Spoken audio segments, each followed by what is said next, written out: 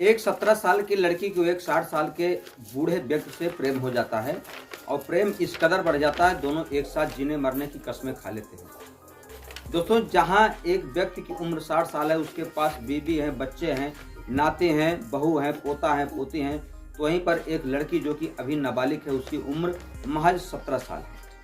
वह उस व्यक्ति के प्यार में इतनी पागल हो जाती है कि पूरी शुद्ध बुद्धि खोज देती है, यहाँ तक कि समाज की जो तमाम बेड़ियां होती हैं उसको तोड़ करके वह अपने घर से निकल जाती है और उस बूढ़े व्यक्ति के साथ अपना जीवन व्यतीत करने के लिए तैयार हो जाती है। लेकिन वह व्यक्ति जो है वह भी समाज की मान मर्यादा को देखते हुए साथ में शादी करने से इनकार कर देता है और कहता है कि अगर हम शादी कर लेंगे तो समाज हमको क्या कहेगा, हमारी बहुएं, हमारी पत्नी, हमारे पोते, हमारे नाती क्या कहेंगे। अगर हम साथ में रह नहीं सकते तो साथ में हम लोग मर तो सकते हैं। और यही उन लोगों के मन में एक ऐसा विचार उत्पन्न हो जाता है कि दोनों अपने आप को इस दुनिया से अलविदा कह देते हैं। इधर परिवार वाले, जब लड़की लगभग 12 बजे के आसपास अपने घर से निकलती है तो परिवार वाले सोचते हैं कि अभी कुछ देर बाद आ जाएगी। समय बीतता जाता है और जब 5 बजे के आसपास का समय हो जाता है, जब वह लड़की अपने घर पर नहीं आती तो परिवार के लोग खोजबीन करने लगते हैं। खोजबीन करने के बाद पता चलता है कि यह लड़की एक व्यक्ति से बातचीत कर रही थी और उसी के साथ गई हुई। जब परिवार के लोग जा करके दरवाज़ा को खटखटाते हैं, जब दरवाज़ा खुलता नहीं है तो लोग खिड़की के माध्यम से अंदर झांकने का प्रयास करते हैं। अंदर जब देखते हैं तो अंदर का नज़ारा देखने के बाद लोगों के पैरों तले जमीन खिसक जाती है, क्योंकि वहाँ पर एक फंदे पर 2 व्यक्ति की लाश लटकी हुई थी, जिसमें कि एक वह लड़की निशा थी और दूसरा वह व्यक्ति था जिसकी उम्र 60 साल के पास थी। दोस्तों, तुरंत पुलिस की टीम को फ़ोन किया जाता है। पुलिस आती है और दरवाज़ों को खोलने का प्रयास करती है, लेकिन दरवाज़ा अंदर से लॉक था।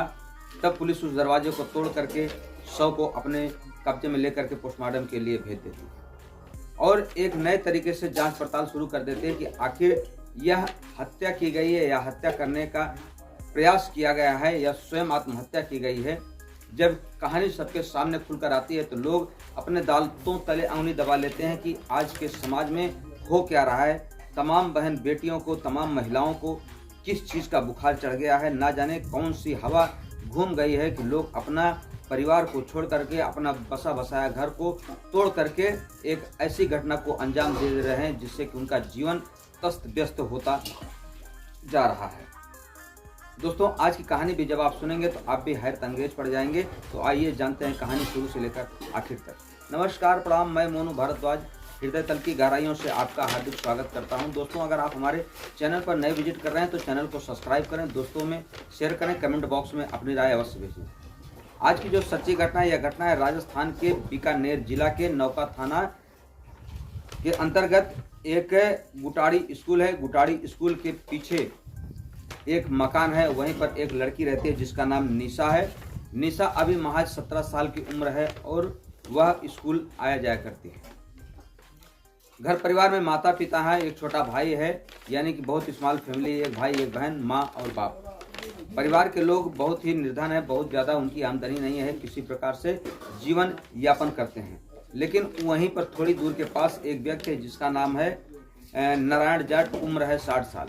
नारायण जाट जो कि पेशे से बहुत अच्छा आमदनी करने वाला व्यक्ति है, उससे क्योंकि उसकी जो बहुएं हैं वह दूसरी जगह रहती हैं और उसकी फैमिली दूसरी जगह रहती है, यानी कि बहू अपने पति के साथ दूसरी जगह रहती है, जो बीवी है वह दूसरी जगह रहती है। और ये जो नारायण जाट है वो यह राजस्थान के यहाँ पर नौका थाना के अंतर्गत जो गुटाड़ी स्कूल है उसके पास रहता है। दोस्तों, आते जाते वक्त जो नारायण जाट है उसकी मुलाकात निशा से हो जाती है और निशा की वह बराबर हेल्प करता है, सहायता करता है। लेकिन धीरे धीरे बातचीत करते हुए एक दिन ऐसा आ जाता है कि जब निशा को उस बूढ़े व्यक्ति से प्रेम हो जाता है, दोनों आपस में मिलते जुलते हैं और शारीरिक संबंध बनाते हैं।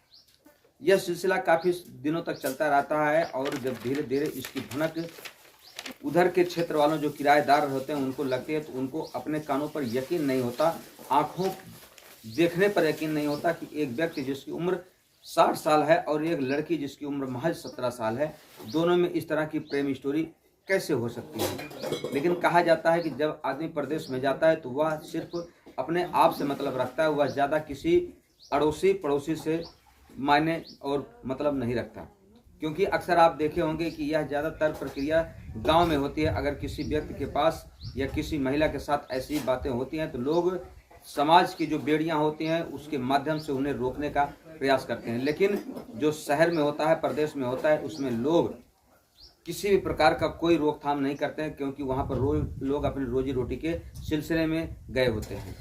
इसी तरीके से लोग वहाँ पर बोल नहीं पाते, इसी बात को लेकर के सब शांत बैठ जाते हैं। लेकिन 17 अप्रैल 2025 को लगभग 12 बजे के आसपास जब निशा अपने घर से निकलती है तब वह वहीं नारायण जाट के घर पर पहुंच जाती है।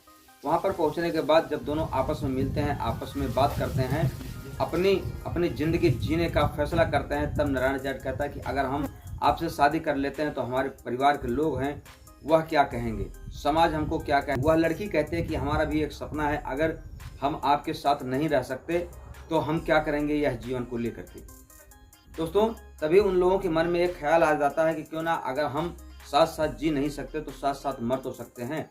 दोनों ने एक अच्छा सुसाइड नोट तैयार करते हैं और उस पर अपनी लव स्टोरी, अपने दिलों की बात उसे सुसाइड नोट पर लिख देते हैं। लिखने के बाद बाकायदा अपने साइन करते हैं। साइन करने के बाद दोनों फांसी के फंदों को चूम करके इस दुनिया को अलविदा कह देते हैं। पुलिस की टीम जब आती है उस सुसाइड नोट को देखती है तो घर परिवार वालों को दिखाती है क्या यह राइटिंग निशा की है। तब परिवार वाले बताते हैं कि यह राइटिंग तो निशा की ही है, क्योंकि इससे पहले जो भी नोटबुक, जो भी उसकी किताबें, जो भी उसकी कापियां घर पर रहती थी, उसको मिलान जब किया जाता है तो वह राइटिंग निशा के ही थे। दोस्तों, इस समय एक ऐसा माहौल हो गया है कि जहां पर लोग अपनी बहन बेटियों को पढ़ने के लिए अपना सब कुछ न्यौछावर कर दे रहे हैं। वहीं पर एक ऐसी सिचुएशन, एक ऐसा इन्वायरमेंट, ऐसा पर्यावरण दूषित हो गया है कि लोग अपने मंजिल को भूल करके प्यार मोहब्बत के जाल में फंस जा रहे हैं। ऐसा ही जो वाकया, ये हादसा उस निशा के साथ भी हुआ, जो कि अभी महज 17 साल की थी। तभी परिवार के लोग उस व्यक्ति पर आरोप लगाते हैं कि यह तो व्यक्ति 60 साल का था, पूरी दुनिया देख चुका था, लेकिन हमारी बच्ची तो अभी नादान थी, नाबालिग थी, अनबुझ थी। यह अगर उसको समझाता हुआ बुझाता तो निश्चित तौर पर आज इस घटना को अंजाम नहीं दिया जाता। सच ही अगर वह व्यक्ति उस लड़की को, निशा को समझाने का प्रयास करता तो निश्चित तौर पर दोनों की जीवन की जो लीला है, जो जीवन है, वह बच जाता है। लेकिन उन दोनों के मन में एक ऐसे खराब विचार आ जाते हैं कि दोनों ने अपने आप को इस जिंदगी से अलविदा कर दिया। दोस्तों, इसका एक और बहुत बड़ा कारण हमारी समझ में आता है। शायद अगर आपके भी समझ में आता होगा तो कमेंट बॉक्स में ज़रूर लिखें, क्योंकि आजकल के जो हमारे बच्चे हैं उनके हाथों में जो मोबाइल फ़ोन हम दे देते हैं, इससे कहीं ना कहीं उनके मन पर, उनके मस्तिष्क पर एक बहुत ही दुष्परिणाम, कुविचार उत्पन्न होता है। क्योंकि चाहे इंस्टाग्राम की रील हो, चाहे फेसबुक की आईडी हो, चाहे जो भी सोशल मीडिया के माध्यम से मनोरंजन का साधन हो, जब आप उस पर खोलेंगे तो तमाम प्रकार की अश्लील हरकतें करते हुए वीडियो उस पर अपलोड की गई हैं, जिसे देखने के बाद कहीं ना कहीं मन दूसरी दिशा में भटक जाता है। दोस्तों, वैसे आप इस घटना के बारे में क्या कहना चाहेंगे कि उन दोनों ने सही किया या गलत किया?